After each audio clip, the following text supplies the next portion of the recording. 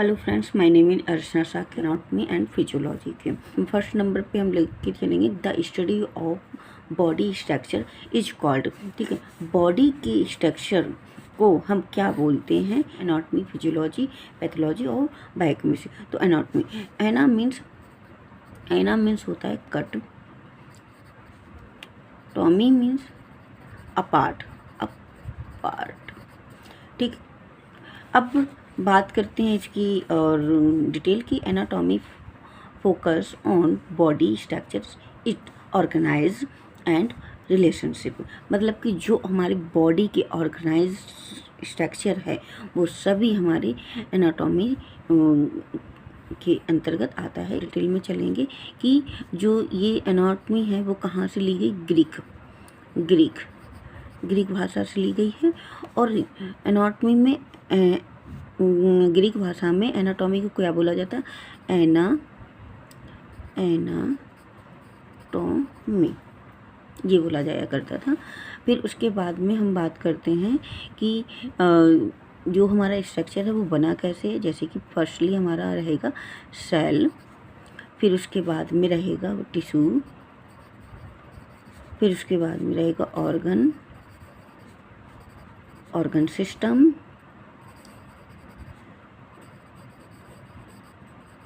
And human body. ठीक है, the study of normal body function is called. Body का जो नॉर्मल फंक्शन है उसको हम क्या बोलते हैं, क्या स्टडी में है?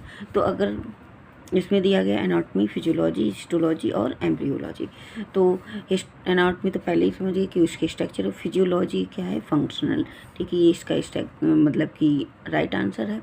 हिस्टोलॉजी मीन्स टिश्यूज़ की स्टडी। एम्ब्रियोलॉजी मीन्स जो क्या नाम, बेबी की जो एम्ब्रियो, जाइगोट, स्पर्म से लेकर जो बेबी बनने तक का प्रोसेस, उसके सबके हम एम्ब्रियोलॉजी में करते हैं। फिजियोलॉजी जो है वो हमारा बॉडी की फंक्शन के बारे में बोला जाएगा।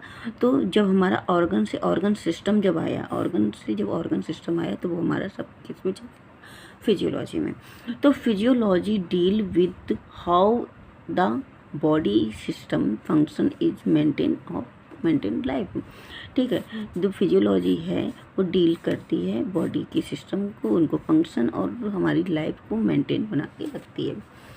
फिर आगे बात करते हैं the term anatomy is derive from which language. ठीक है, तो यहाँ पर लैटिन, ग्रीक, अरेबिक और संस्कृत। तो हम बात करते हैं कि पहले मैंने आपको बता दिया कि ग्रीक सिविलाइजेशन से ली गई है। और इन दोनों में ये ग्रीक और लैटिन, इनमें क्या होता है, जो हमारी मेडिकल टर्मिनोलॉजी है, मेडिकल टर्मिनोलॉजी में 75% जो वर्ड्स लिए गए हैं वो लैटिन और ग्रीक सिविलाइजेशन या इन्हीं लैंग्वेज से लिए गए हैं।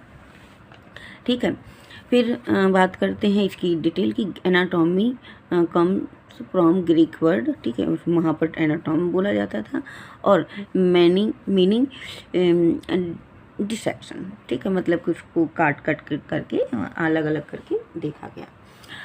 How is regard as a father of modern anatomy. ठीक है, फादर ऑफ मॉडर्न एनाटॉमी की बात हो रही है। यहाँ पर बोला गया है हिपोक्रेट्स, अरिस्टोटल और ये हैं एंड्रोस, वेस्लस और गैलन। तो यहाँ पर जो आंसर है वो एंड्रोस वेस्लस है। Known as the father of anatomy, he publish, इन्होंने एक मतलब कि बुक बनाई थी, उसका नाम है डी ह्यूमैनी कॉर्पोरिस फैब्रिया। ठीक है, उसी में इनका पब्लिश की थी, मतलब उसको एनाटॉमी की ही बुक थी, तो उसी के बेस पर इनका फिर नाम पड़ गया था फादर ऑफ एनाटॉमी के बेस पर। Histology is the study. अब हिस्टोलॉजी, हिस्ट मीन्स होता है टिश्यू, लॉजी मीन्स स्टडी। ठीक है, तो सेल है, ऑर्गन है, टिश्यू है और साइटोलॉजी, जो कि मैंने पहले ही बता दिया tissue. Histology is the microscopic study of tissue. ठीक है, माइक्रोस्कोपिक तक हम जब लेकर जाते, माइक्रोस्कोपिक स्टडी ऑफ टिश्यूज। ठीक है, उसकी डील हम जो करते हैं हिस्टोलॉजी के अंदर। ठीक है। The study of cell is called. ठीक है, अब सेल की स्टडी को हम क्या बोलते हैं? हिस्टोलॉजी के तो हमने समझ लिया है, टिश्यू एम्ब्रियोलॉजी की भी मैंने बता दी कि जो सेल है वो क्या नाम है, स्पर्म और ओवम जब फर्टिलाइज होता है तो वो क्या आगे बनाते हैं, वो प्रोसेस की सारी एम्ब्रियोलॉजी में स्टडी होगी। फिर साइटोलॉजी, साइटो मीन्स होता है सेल, ठीक है, लॉजी मीन्स उसकी स्टडी, पैथ मीन्स होता है डिसीज और लॉजी मीन्स उसकी स्टडी। ठीक है, तो cytology is the branch of study of cell. ठीक है, एक ब्रांच है किसकी? सेल की। ठीक है, तो इसमें हम साइटोलॉजी में ये सारी करें। अब अगर इसके टेस्ट की बात की जाए, साइटोलॉजी की जो टेस्ट होता है किसी डिपार्टमेंट में होने के लिए जाएंगे, अगर हमारे जो कैंसर सेल की बात मैं यहाँ पर करें तो वो जाएंगे हिस्टोपैथोलॉजी,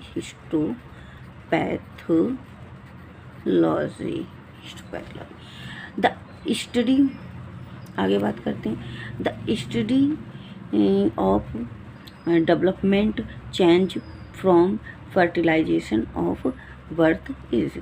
ठीक है बॉस, ग्रॉस मीन्स होता है कट, ठीक है, कटिंग, कट। एम्ब्रियोलॉजी पहले ही बता दी है, साइटोलॉजी आपको पहले बता दी है, सरफेस ऑफ एनाटॉमी। ठीक है, तो सरफेस ऑफ एनाटॉमी यहाँ पर जो आंसर होगा एम्ब्रियोलॉजी। ठीक, हम क्या बात करें? स्टडी ऑफ डेवलपमेंट, तो जो हमारी डेवलपमेंट स्टेज है कब किसकी बात की? फर्टिलाइजेशन की बात की, तो वो स्टडी हम पूरी की पूरी एम्ब्रियोलॉजी में, जैसे कि मैंने पहले आपको बताया कि एक एग है, एक स्पर्म है जो फर्टाइल हुए, फिर बाद में उसकी डेवलपमेंट स्टेज होगी और वो एम्ब्रियो में स्टडी होगी। Embryology examine developmental from fertilization until birth. ठीक है, अंटिल बर्थ। ठीक है, अंटिल बर्थ होने से, जन्म होने से पहले। इसके बाद बात करते हैं, which branch of anatomy deal with visual structure without the microscopy. जो आपकी ब्रांच है एनाटॉमी की जो डील करती है visual structure without the microscopy, जिसके लिए ज़रूरी नहीं है माइक्रोस्कोपी, तो वो होगी आपकी gross anatomy, histology, molecular anatomy, pathology anatomy. अब देखो हिस्टोलॉजी भी आपको मैंने बता दी, ये भी माइक्रोस्कोपिक से है। मॉलिकुलर विदाउट माइक्रोस्कोपिक, उसकी तुलना ही नहीं कर सकते हम। ठीक है, फिर आती है पैथोलॉजी। पैथोलॉजी डिसीज़ की बेस पे है एनाटॉमी, तो भी इसके लिए भी हमें माइक्रोस्कोपी ज़रूरत होती है। सिर्फ एक यही बचता है ग्रॉस, और ग्रॉस में मैंने यहाँ पर आपको बता दिया कट। ठीक, gross anatomy study large body structure, जैसे कि हमारे डिपार्टमेंट में ओटीसी क्या चीज़ लीवर आ गया है, ब्रेन आ गया, तो क्या ये बड़े ऑर्गन के बेस पर आते हैं, फिर हम उनको देखते हैं, देख के जो हमें पार्ट निकालना होता है, लेना होता है ज़रूरी का, जिसमें हमें सेल की चेंजेस देखनी होती है, डिसीज़ की पता करना होता है, तो वो हम ग्रॉस एनाटॉमी में करते हैं विदाउट द माइक्रोस्कोपिक। और ये कैसे होता है? विदाउट माइक्रोस्कोपिक होता है। Which branch of anatomy study disease related structural change. Anatomy की ही ब्रांच की बात की गई जिसमें हम स्टडी डील करते हैं डिसीज़ के बारे में रिलेटेड टू स्ट्रक्चरल चेंज, जिसमें स्ट्रक्चरल चेंज हो जाता है। Comparative anatomy, pathological anatomy, regional anatomy और systemic anatomy.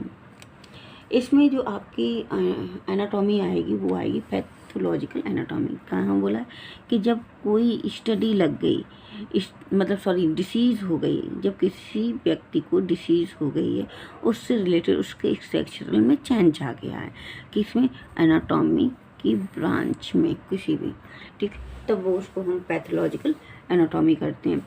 It identified disease related structural change in tissue. ठीक है, उसमें कौन से टिश्यूज में आएगा चेंज में। ठीक है, इट आइडेंटिफाई, ठीक है, हमने जब आइडेंटिफाई कर लिया डिसीज़ को रिलेटेड टू स्ट्रक्चरल उसके चेंज के बिहाफ पर, ठीक, अब वो चेंजेबल कहाँ पर होगा? उसके टिश्यूज पे। ठीक है, आगे चलते हैं। How is regarded as the father of physiology. अब यहाँ पर फिजियोलॉजी, वो वहाँ पर मॉडर्न एनाटॉमी के पूछे गए थे।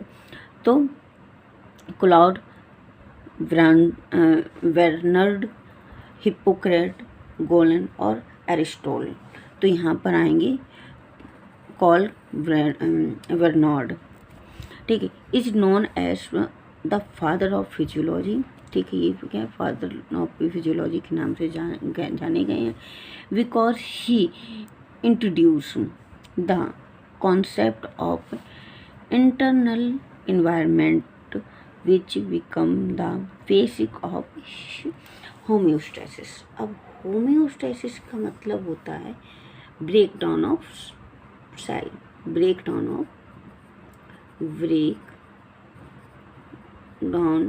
ऑफ ब्लड सेल, ठीक है।